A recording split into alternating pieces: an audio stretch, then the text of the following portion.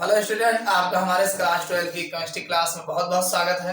देखो बच्चों, आज हम अल्कोहल, फिनाल तथा ईथर में एक ऐसे इंपॉर्टेंट क्वेश्चन को लेके आए हैं जो हर बार लगभग जो है यहाँ से क्वेश्चन आपके बनते रहते हैं और इसमें तीनों में से एक आध रिएक्शन हर बार जो है किसी न किसी रूप में जो है पूछे गए हैं। तो आज का हमारा जो इम्पोर्टेंट टॉपिक है अल्कोहल का निर्जलीकरण। तो अल्कोहल के निर्जलीकरण पर आधारित जो है 3 रिएक्शन बनते हैं और तीनों ही मोस्ट इंपॉर्टेंट है।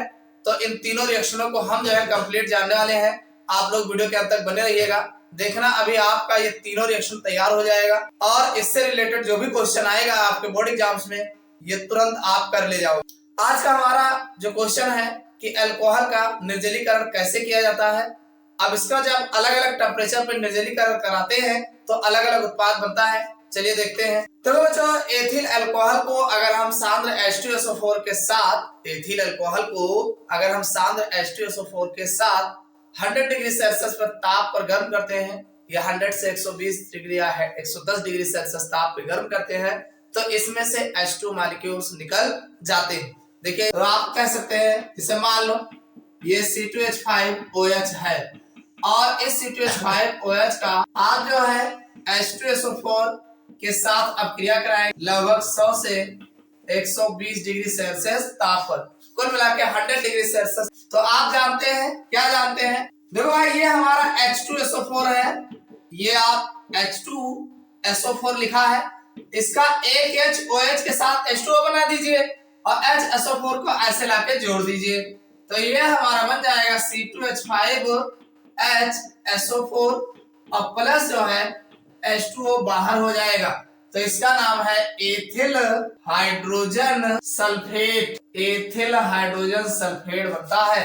कुल मिला के अगर आप 100 डिग्री सेल्सियस ताप पर सांद्र सल्फ्यूरिक अम्ल के साथ एथिल अल्कोहल को गर्म करते हैं तो हमारा जो है एथिल हाइड्रोजन सल्फेट बनता है। क्लियर हो गया? कितना लिख भी ले जाओगे, कोई दिक्कत नहीं है। अब अगले स्टेप में अगर आप ऐसा भी कर सकते हैं, ये जो हमारा एथिल C2H5HSO4 है, अगर इसकी अभिक्रिया जो है आप पुनः जो है C2H5OH के साथ कराते हैं, यानी पुनः जो है अब कितने डिग्री सेल्सियस पे कराओगे? यह लगभग जो है 140 डिग्री सेल्सियस ताप पर गर्म करेंगे। यानी आप अधिक मात्रा में, कौन अधिक होगा? अल्कोहल अधिक एक्सेस मात्रा में एथिल अल्कोहल की अधिक मात्रा लेकर के अगर आप गर्म कराते हैं तो ध्यान समझिएगा भाई, ये H जो होगा इस HSO4 के साथ पुनः H2SO4 बना लेगा और ये हमारा बन जाएगा, क्या बन जाएगा?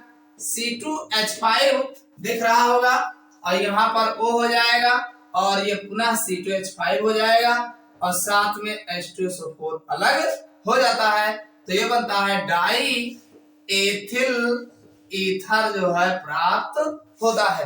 आप कह सकते हैं कि अगर अधिक मात्रा में हम जो है एथिल हाइड्रोजन सल्फेट या ऐसे भी कह सकते हैं कि एथिल अल्कोहल की अधिक मात्रा लेकर के और अगर हम H2SO4 के साथ गर्म करते हैं तो वो कितने डिग्री सेल्सियस ताप पे, ध्यान रखना मेन यहाँ टेम्परेचर का ही कमाल है, तो 140 डिग्री सेल्सियस ताप पे गर्म करते हैं तो हमें डाई एथिल ईथर प्राप्त होता है। समझ में आ गई बात? तो यहाँ पर डाई एथिल ईथर बनता है।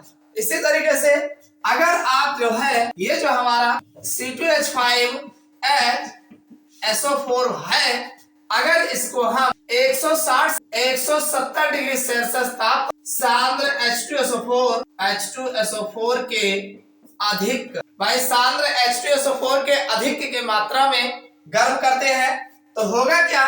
ये C2H5 जो है भाई इसमें से एक हाइड्रोजन ले लेगा और ये बन जाएगा C2H4 बन जाएगा और ये पुनः जो है H2SO4 अलग हो जाता है और ये हमारा एथीन प्राप्त होता है। समझ में आई बात कि नहीं?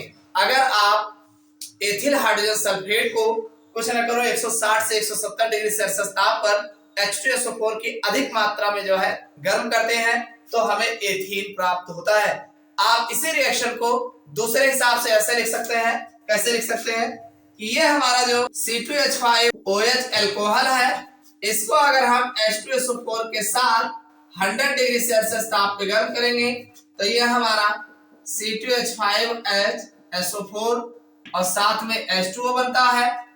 ये पहला रिएक्शन आपका हो जाएगा और दूसरा, अगर आप C2H5OH को अधिक मात्रा में लेकर के C2H5OH को अधिक मात्रा में लेकर के अगर आप 140 डिग्री सेल्सियस ताप पर कांग H2SO4 की उपस्थिति में गर्म करते हैं तो यहाँ का OH निकल जाएगा और आपका C2H5O C2H5 प्लस H2O बनता है।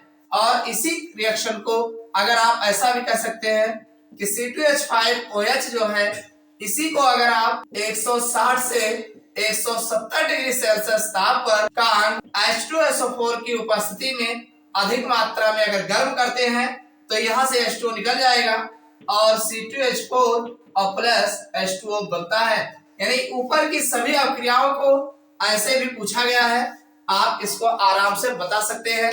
आपसे कई तरीके से पूछा जाता है कि क्या होता है जब एथिल अल्कोहल को 100 से 120 डिग्री सेल्सियस या 110 डिग्री सेल्सियस ताप पर गर्म करते हैं। तो आप ध्यान रखना, जब आप एथिल अल्कोहल को सांद्र सल्फ्यूरिक अम्ल की उपस्थिति में 100 डिग्री सेल्सियस 100 डिग्री सेल्सियस ताप पे गर्म करते हैं तो एथिल हाइड्रोजन सल्फेट प्राप्त होता है। समझ में आ गई बात। इसी तरीके से फिर आपसे पूछेगा कि जब हम सांद्र सल्फ्यूरिक अम्ल की उपस्थिति में एथिल अल्कोहल की अधिक मात्रा के साथ गर्म करते हैं 140 डिग्री सेल्सियस ताप पर, तो आपको बताना रहेगा कि 140 डिग्री सेल्सियस ताप पर जब गर्म किया जाता है तो डाई एथिल ईथर प्राप्त होता है। समझ में आई बात। इसी तरीके से अगला जो क्वेश्चन आपसे पूछता है कि क्या होता है जब एथिल अल्कोहल को सांद्र H2SO4 के साथ 170 से 160 डिग्री सेल्सियस के बीच में गर्म करते हैं तो आप बताएंगे इथीन प्राप्त होता है या आप एथिलीन बता सकते हैं।